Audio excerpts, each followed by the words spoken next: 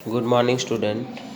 आज हम कक्षा 12 में साझेदार की निवृत्ति या मृत्यु लेसन नंबर 6 बराबर उसके बारे में अभ्यास करेंगे।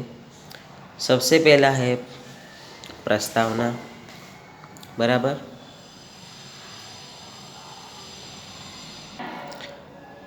साझेदार की निवृत्ति में जो हमें सीखना है वो एक तो प्रस्तावना है, इसके बाद निवृत्ति के संयोग बराबर, इसके बाद है लाभानी वितरण के प्रमाण में फेरफार, मतलब के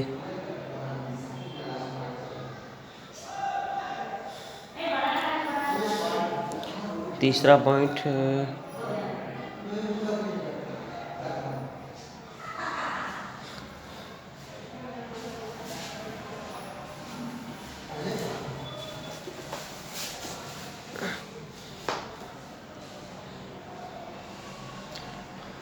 चलो पहले तो हम ये 2 पॉइंट जो पढ़ना है वो देख लेते हैं। प्रस्तावना बराबर,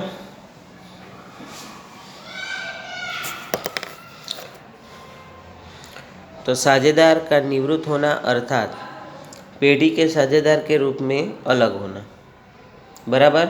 मतलब कि कोई साझेदार की निवृत्ति हो जाती है, मृत्यु हो जाता है, मतलब कि वो पेढ़ी में से अलग।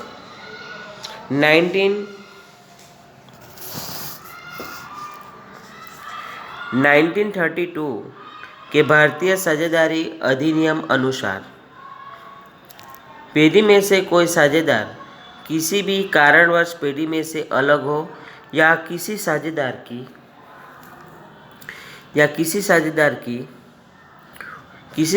की मृत्यु हो जाए तो साझेदारी का अंत आता है, परंतु पेढ़ी का विसर्जन नहीं होता है। मतलब कि कोई साझेदार पेढ़ी में से निकल जाए अथवा तो कोई साझेदार की मृत्यु हो जाए तो ऐसे संयोगों में पेढ़ी का विसर्जन नहीं होता है, परंतु पेढ़ी कंटिन्यू चालू रहती है और बाकी के जो शेष चालू साझेदार हैं वो पेढ़ी और अपना धंधा चालू रख सकते हैं। इसके लिए पेढ़ी के बही में साझेदार की निवृत्ति के हिसाबों की असर देनी आवश्यक बनती है। इस परिस्थिति में साझेदारों को पुनर्रचना होती है। इसके बाद साझेदार की निवृत्ति के संयोग। पहला संयोग है भारतीय साझेदारी अधिनियम के अनुसार, मतलब कि 1932 के अधिनियम के अनुसार। इसके बाद साझेदार के निजी कारणों से स्वैच्छिक निवृत्ति, मतलब कि कोई साझेदार का निजी कारण हो तो वो साझेदार अपनी स्वेच्छा से निवृत्त हो जाए तब। आगे भारतीय साझेदारी अधिनियम के अनुसार तो निम्नलिखित जो भी संयोग है वो संयोगों में वो निवृत्त हो सकता है। पहला है सर्वसम्मति से, कोई भी साझेदार सभी साझेदारों की सर्वसम्मति से पेढ़ी में से निवृत्त हो सकता है। मतलब कि जितने भी साझेदार हैं वो सभी की सर्वसम्मति से, सभी की सम्मति से निवृत्त हो सकता है। नोटिस द्वारा साझेदार अपनी पेढ़ी के अन्य साझेदारों को निवृत्त होने की अपनी इरादा की लिखित नोटिस देकर पेढ़ी में से निवृत्त हो सकता है। आगे करार द्वारा, मतलब कि एग्रीमेंट, साझेदारी करार की शर्तों के अनुसार भी साझेदार निवृत्त हो सकता है। इसके बाद साझेदार का दिवालियापन, मतलब कि कोई भी साझेदार दिवालिया घोषित हो जाए तो उसकी दिवालिया की तारीख से उसकी साझेदारी पेढ़ी का अंत आता है। इसके बाद साझेदार की मृत्यु होने से, मतलब कि कोई भी साझेदार मृत्यु हो जाए, कोई भी कारण से साझेदार की मृत्यु हो जाए बराबर, तो वो साझेदारी का अंत आता है। इसके बाद अन्य साझेदारों द्वारा मुक्त किया जाए।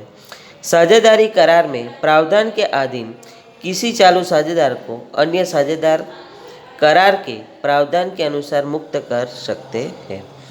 इसके बाद साझेदार के निजी कारणों से, मतलब कि वो स्वैच्छिक रूप से निवृत्त हो जाए, तो कोई भी साझेदार अपने निजी कारणों से निवृत्त होने का निर्णय कर सकता है। मतलब अपना निजी कोई पर्सनली मैटर हो तो उसी के कारण वो निवृत्त हो सकता है। सक्रिय साझेदार सार्वजनिक नोटिस द्वारा अपनी निवृत्ति की घोषणा करना अनिवार्य है। मतलब कि बाकी रहते जो सक्रिय साझेदार है वो सार्वजनिक नोटिस देकर अपनी निवृत्ति की घोषणा करना जरूरी है, नहीं तो उसकी निवृत्ति के बाद की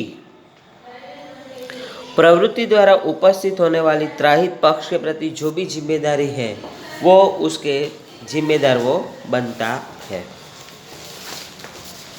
आगे महत्व की हिसाबी बातें और हिसाबी असर। मतलब कि ये निवृत्ति है बराबर, तो उसके हिसाबी असर क्या करना है। सबसे पहला है लाभानी के नए प्रमाण की और चालू रहने वाले साझेदार को मिलने वाले लाभ के प्रमाण की गणना करनी।